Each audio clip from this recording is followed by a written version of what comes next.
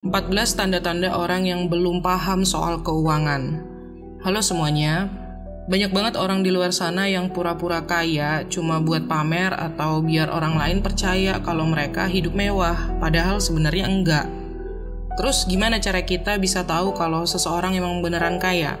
Jawabannya simpel, cuma 2 kata, literasi keuangan atau edukasi finansial. Ini nih 14 tanda-tanda kalau kalian nggak punya cukup literasi keuangan dan jadinya kurang paham soal uang. Pertama, hidup dengan moto YOLO atau You Only Live Once. Beda banget ya antara menikmati hidup di saat ini dan spending uang secara impulsif tanpa mikirin jangka panjang. Kehidupan yang berbau YOLO ini lebih mendekati ke yang kedua ya. Mindset YOLO ini bisa cepat bikin kita susah secara finansial dan juga bisa jadi masalah ketika kita di usia 30-an nanti, saat mungkin kita mau serius dalam menjalani hidup. Poin penting di sini adalah hidup sukses tuh butuh perencanaan dan disiplin. Nomor 2, punya utang kartu kredit yang gede banget. Coba bayangin kalian lagi di toko permen, boleh ambil permen sebanyak yang kalian mau sekarang, tapi bayarnya nanti. Nah, begitulah cara kerja kartu kredit. Kalian bisa beli barang sekarang, tapi nanti harus bayar tagihannya. Sekarang bayangin kalau kalian kalap di toko permen itu. Kalian ambil banyak banget permen sampai isi kantong kalian tuh penuh, bahkan gak muat. Beberapa permen itu langsung kalian makan, tapi karena masih kebanyakan, jadi kalian simpen buat nanti-nanti. Nah, sebulan lewat nih, dan pemilik toko permen bilang, sudah waktunya kalian bayar semua permen yang kalian ambil. Tapi ternyata tagihannya jauh lebih banyak dari yang kalian perkirain, dan kalian gak bisa bayar semuanya sekaligus. Terus si pemilik toko permen bilang, oh ya udah nggak apa-apa, bayar sebagian dulu, sisanya nanti-nanti aja. Tapi ada syaratnya. Setiap hari kalian gak bayar tagihan secara penuh alias lunas, si pemilik toko permen tadi bakal nambahin bunga ke utang kalian itu. Jadi, di bulan berikutnya, kalian gak cuma harus bayar utang buat permen yang kalian ambil, tapi juga harus bayar bunga utangnya. Dan semakin lama kalian ngelunasin utang itu, semakin banyak juga bunga yang ditambahin. Dan sebelum kalian sadar, utang kalian jadi jauh lebih gede daripada harga permen aslinya. Nah, begitulah rasanya punya banyak utang kartu kredit. Gak cuma bayar barang-barang yang kalian beli, tapi juga bayar banyak banget bunganya. Dan kalau kalian gak hati-hati, ini bisa jadi masalah besar buat kehidupan kalian. Jadi kalau seseorang punya utang kartu kredit yang banyak, bisa jadi dia gak paham betul gimana cara kerja bunga dan gimana utang kartu kredit tuh bisa cepet numpuk. Yang ketiga, hidup dari gajian ke gajian. Kita coba main game lain ya. Bayangin kehidupan finansial kalian tuh ibarat sebuah perjalanan. Bayangin kalian mau OTW ke suatu tempat, tapi kalian gak punya rencana perjalanan, gak nentuin rute yang mau kalian ambil. Intinya kalian langsung aja berangkat. Kalian juga gak tahu di mana pom bensin terdekat. Kalian gak bawa bekal cemilan, dan kalian gak tahu ntar bakal ada tempat buat nginep malam itu atau enggak. Kondisi ini mirip banget sama hidup dari gajian ke gajian atau paycheck to paycheck. Kalian bisa bertahan hidup, tapi pas-pasan, dan selalu ada rasa ketidakpastian tentang apa yang akan terjadi selanjutnya. Nah, tapi kadang-kadang hidup dari gajian ke gajian itu karena keadaan yang gak bisa kita kontrol juga sih. Kayak misalnya gaji kecil, biaya hidup mahal, atau pengeluaran yang gak terduga. Tapi bisa juga ini jadi tanda kalau kita perlu nambah pengetahuan soal finansial. Supaya apa? Supaya kita bisa ngatur uang dan cari pemasukan lebih kalau memang dibutuhin. Nomor 4, selalu minta duit ke orang tua atau kerabat. Sekarang kalau kalian udah dewasa dan ini masih jadi kebiasaan yang terus-menerus kalian lakuin, mungkin kalian perlu evaluasi diri. Karena yang pertama, sering minta support keuangan dari orang tua atau kerabat ketika kalian udah dewasa, itu bisa nunjukin kurangnya pendidikan keuangan kalian. Biasanya ini mengindikasikan kekurangan dalam kemampuan dasar pengelolaan keuangan. Dan ini juga termasuk kemampuan esensial kayak bikin anggaran dan perencanaan atau budgeting yang pokok banget sebenarnya buat hidup sesuai kemampuan finansial kita. Kalau seseorang terus-menerus belanja lebih dari pendapatannya atau nggak bisa ngitung pengeluaran rutin dengan baik, dia bakal sering terjebak dalam situasi di mana dia perlu minta bantuan keuangan. Dan kedua, kebiasaan minta atau minjem duit orang lain ini bisa nunjukin kurangnya kesiapan atau rencana buat pengeluaran yang tiba-tiba, yang sesekali tapi pasti akan datang dalam hidup kita. Ketika kalian punya literasi keuangan yang baik, kalian pasti paham pentingnya punya dana darurat buat nanggung pengeluaran mendadak atau yang nggak terduga. Kalau situasi kayak gitu muncul tapi kalian nggak punya dana darurat, kalian bisa jadi harus minta bantuan ke orang lain kan daripada nanganin sendiri. Dan yang terakhir, kalau kalian sering bergantung pada orang lain buat dukungan finansial, bisa jadi itu indikasi kalau kalian belum benar-benar nangkep konsep kemandirian finansial yang jadi pondasi penting buat jadi dewasa. Nomor 5, suka minjem duit dari teman. Mungkin kalian perlu lebih rajin ngatur keuangan, bikin plan anggaran, atau membiasakan diri untuk hemat dan nabung. Soalnya kebanyakan masalah keuangan biasanya muncul dari ketidakmampuan kita maintain uang kita sendiri. Nah, minjem uang ke temen seringkali bisa bikin hubungan pertemanan jadi rumit. Karena kalian mungkin bisa mulai ngerasa bersalah, malu, atau ngerasa berhutang sama teman kalian sendiri. Dan teman kalian pun bisa aja ngerasa kesel atau frustrasi, apalagi kalau kalian gak ngebalikin uang mereka tepat waktu. Ingat, hubungan pertemanan tuh dibangun atas dasar kepercayaan, pengertian, dan dukungan, bukan transaksi keuangan. Nomor 6, beli barang yang di luar kemampuan. Ada aturan sederhana yang bisa kalian terapin buat menghindari kebiasaan gegabah kayak gini. Kalau kalian pengen beli sesuatu yang mahal, tapi sebenarnya kalian gak butuh-butuh banget, tunggu 48 jam atau 2 hari sebelum akhirnya kalian memutuskan untuk beli barang itu. Kalau setelah 2 hari itu, kalian masih ngerasa pengen banget punya barang itu, ya coba hitung-hitung lagi apakah secara finansial kalian beneran bisa beli atau enggak. Kalau perencana keuangan biasanya nyaranin batasan maksimal pengeluaran buat mobil misalnya itu sekitar 15-20% dari penghasilan kalian. Ini tergantung sama situasi keuangan kalian secara keseluruhan dan pengeluaran lainnya ya. Nomor 7, menganggap bayar sewa itu hal yang buruk. Bayar sewa sebenarnya nggak selalu jelek loh. Dengan bayar sewa buat rumah kontrakan misalnya, beberapa orang bisa punya tempat tinggal sendiri tanpa harus komitmen jangka panjang maupun beban finansial.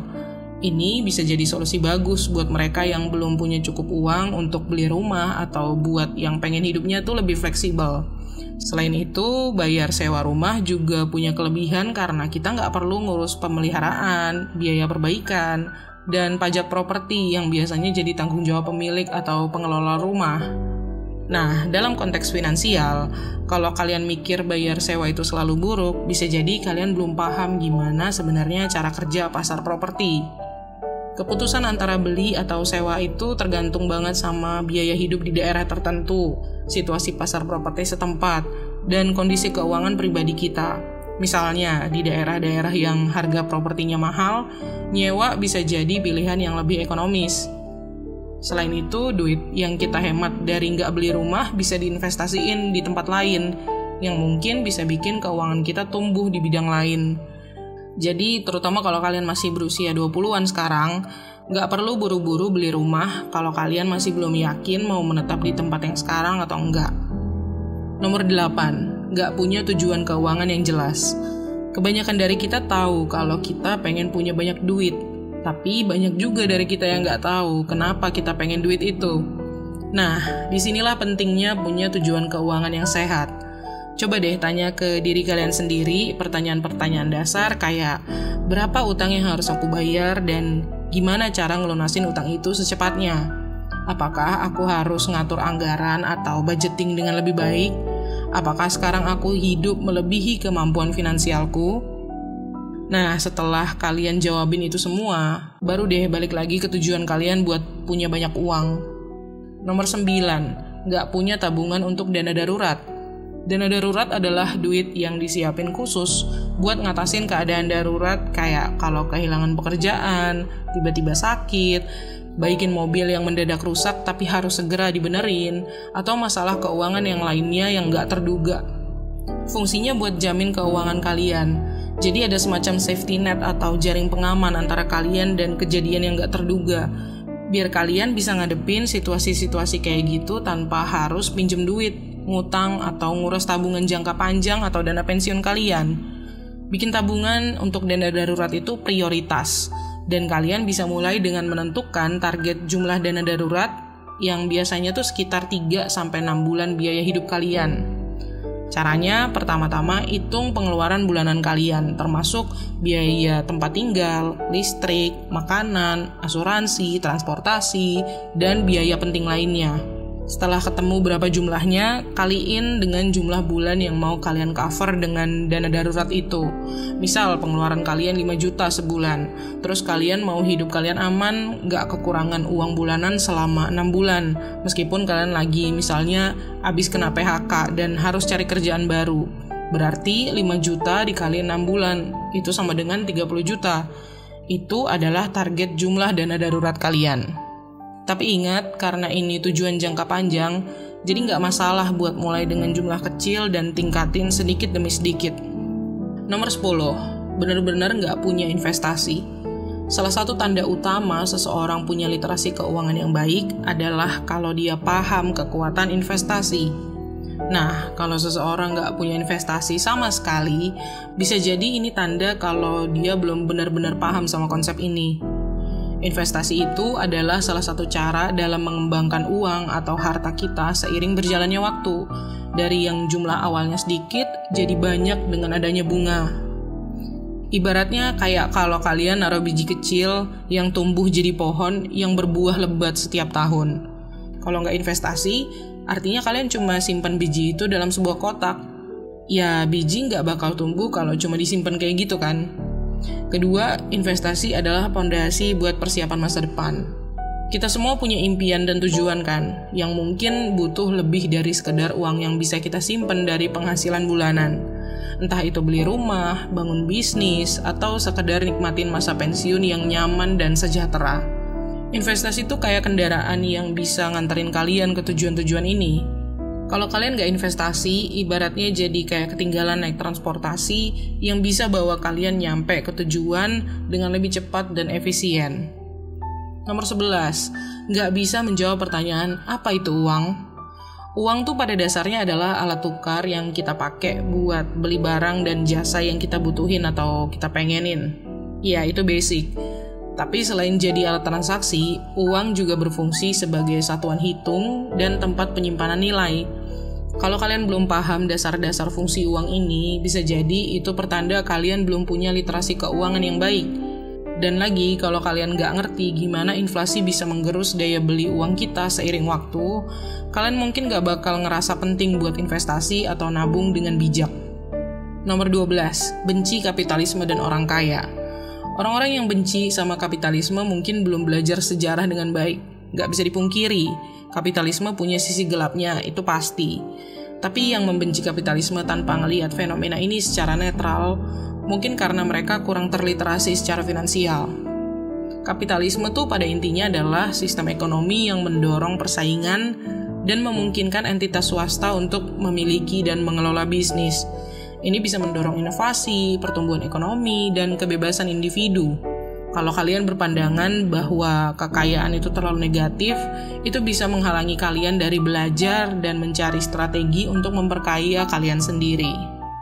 Nomor 13, gak tahu tentang kredit score atau skor kredit kalian.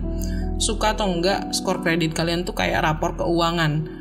Skor kredit ini adalah representasi angka dari kelayakan kredit kalian yang menentukan sejauh mana kalian bisa dipercaya oleh pemberi pinjaman kayak bank dan perusahaan kartu kredit untuk bayar utang yang kalian pinjem. Nah, kalau kalian nggak tahu atau nggak peduli tentang skor kredit kalian itu, bisa aja nanti kalian kesulitan sendiri pas lagi butuh pinjaman. Karena punya skor kredit yang rendah bisa bikin bunga pinjaman kalian naik atau bahkan pengajuan kredit kalian ditolak. Yang mana itu bisa menghambat tujuan keuangan kalian, kayak beli rumah atau mulai bisnis. Bahkan kalau kalian ngelamar kerja di suatu perusahaan, bisa aja perusahaan itu ngecek skor kredit buat ngukur risiko kalian. Sekarang udah banyak perusahaan yang ngecek data pelamar kerja sampai ke BI checking atau sekarang disebutnya Slick OJK. Karena perusahaan tuh nggak mau ada drama-drama kantornya diteleponin sama debt collector yang mau nagih utang orang yang kerja di perusahaan itu. Makanya penting banget buat kalian tahu skor kredit kalian sendiri. Nomor 14, nggak pernah bayar tagihan utang tepat waktu. Nah ini nih, tanda orang-orang yang kayaknya belum dewasa dalam hal keuangan. Nggak bayar tagihan tepat waktu tuh jelas banget nunjukin kurangnya literasi keuangan, karena seharusnya tagihan tuh jadi prioritas pertama kalau kita baru aja terima gaji. Kecuali kalau kalian suka nanggung denda telat dan bunganya jadi lebih tinggi, dan ngerusak skor kredit tentunya. Pokoknya ini tuh nggak bisa dianggap remeh ya. Makanya kalian perlu punya perencanaan anggaran atau budgeting supaya nggak sampai telat-telat bayar utang. Nah, sekarang aku pengen tahu dong, menurut kalian kesalahan finansial terbesar dan paling umum yang banyak orang lakuin setiap hari itu apa aja sih? Kasih tahu pendapat kalian di kolom komen ya. Dan semoga setelah ini kalian lebih rajin buat belajar tentang finansial supaya nggak terjebak dalam masalah keuangan dan bisa membangun kekayaan kalian. Terima kasih udah nonton. Jangan lupa klik tombol like dan subscribe, dan komen tips apa lagi yang kamu butuhin seputar finansial.